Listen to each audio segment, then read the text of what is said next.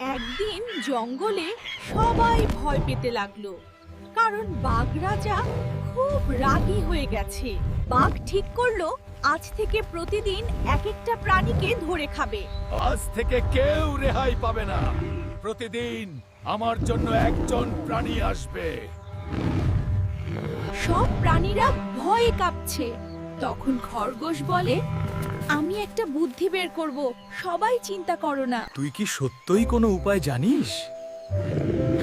বিশ্বাস রাখো, আমি কিছু একটা করব। পরের দিন খরগোশ নিজের পালা এলে ইচ্ছে করে দেরি করে বাঘের গুহায় পৌঁছায়। এই, কেন এত দেরি করলি? মহারাজ, ক্ষমা করবেন, আমি যত তাড়াতাড়ি পারি এসেছি। আমার ক্ষুধা পেটে আগুন ধরিয়ে দিয়েছে। তুই এতক্ষণ কোথায় ছিলি? খরগোশ ভীত সন্ত্রস্ত মুখে বলে, মহারাজ, আমি আসছিলাম, কিন্তু পথে আরেকটা বড় বাঘ আমাকে থামিয়ে দিয়েছে। সে বলল, তুই আমার খাবারকে। কি বললি? আমার জঙ্গলে আরেকটা বাঘ? কে সেই বোকা? মহারাজ, আমি ভয়ে পালাতে পারতাম, কিন্তু আমি তো আপনার খাবার, তাই আমি এলাম আপনাকে সব বলতে।